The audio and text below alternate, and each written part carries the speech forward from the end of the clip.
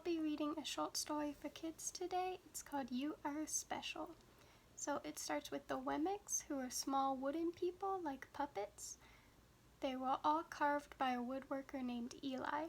His workshop set on top of a hill overlooking his village of all his puppets. Each Wemmick was different. Some had big noses, others had large eyes, others were tall, others were short, some wore hats, others wore coats, but all were made by the same carver and all lived in the same village. Every day, the Wemmicks did the same thing. They gave each other stickers. Each had a box of stickers of golden stars or gray dots. Up and down the streets all over the city, the puppets spent their days sticking stars or dots on one another. The pretty ones, those with smooth wood, fine paint, always got stars. But if the wood was roughed and the paint was chipped, the puppet got a gray dot. The talented ones got stars. Some could lift big sticks high above their heads or jump over tall boxes. Still others knew big words or could sing pretty songs. Everyone gave those talented puppets stars. Some puppets had stars all over them. Every time they got a star, it made them feel good. It made them want to go do something else and get another star. The ones who couldn't do as much got dots. So the main character, Punchinello, was one of these. He tried to jump high, but he always fell, and when he fell, the others would gather around and give him dots. Sometimes when he fell, his wood got scratched, so the people would give him more dots.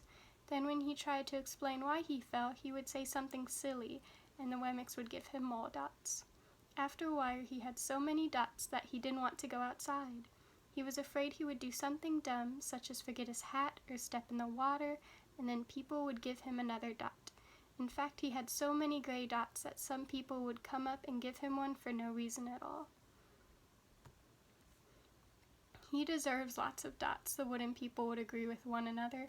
He's not a good puppet. After a while, Punchinello believed them. I'm not a good Wemmick, he would say. The few times he went outside, he hung around the other Wemmicks who had a lot of dots because he felt better around them. One day he met a Wemmick who was unlike any other he'd ever met. She had no dots or stars. She was just wooden. Her name was Lucia. It wasn't that people didn't try to give her stickers, it's just that the stickers didn't stick. Some of the Wemmicks admired Lucia for having no dots, so they would run up and give her a star, but it would fall off. Others would look down on her for having no stars, and they would give her a dot, but it wouldn't stay either.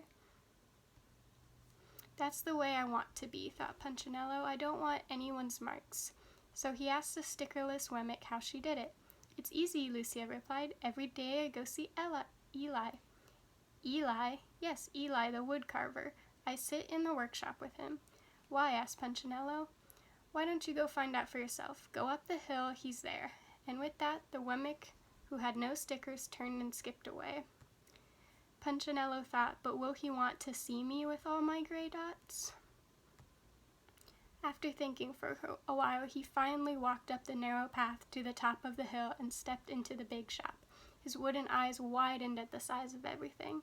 The stool was as tall as he was. He had to stretch upon his tiptoes to see the top of the workbench. A hammer was as long as his arm. Punchinello swallowed hard. I'm not staying here. He turned around to leave, and then he heard his name. The voice was deep and strong, and it made Punchinello stop. Punchinello, how good to see you. Come and let me have a look at you. Punchinello turned slowly and looked at the large bearded craftsman. You know my name? Of course I do. I made you. Eli stooped down, picked him up, and set him on the bench. He spoke thoughtfully as he looked at the gray dots. Looks like you've been given some bad marks. I didn't mean to, Eli. I really tried hard. You don't have to defend yourself to me, child, Eli would say. I don't care what the other puppets think. You don't? Punchinello was surprised. No, and you shouldn't either. Who are they to give stars or dots? They're puppets just like you. What they think doesn't matter, Punchinello, and it doesn't matter. All that matters is what I think, and I think you're pretty special. Punchinello laughed. Me? Special? Why? I can't walk fast, I can't jump, my paint's peeling. Why do I matter to you? Eli looked at him and put his hand on the small wooden shoulders and spoke very slowly. "Because you're mine, that's why you matter to me."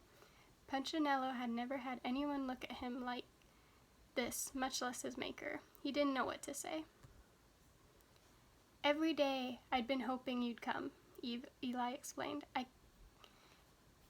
Punchinello explained that he came because he met someone who had no marks. "I know," Eli said. "She told me about you." "And why don't the stickers stay on her?" Punchinello asked. The craftsman spoke softly. "Because she had decided that what I think is more important than what they think. The stickers only stick if you let them. The stickers only stick if they matter to you. The more you trust my love, the less you care about their stickers." Punchinello was not sure he understood. Eli smiled. "You will, but it would take time. You've got a lot of marks. For now, just come to see me every day, and let me remind you how much I care." Eli lifted Punchinello off the bench and set him on the ground. "Remember," Eli said as the Wemmick walked out the door, "you are special because I made you, and I don't make mistakes." Punchinello did not stop, but in his heart he thought, "I think he really means it," and when he did, a dot fell to the ground.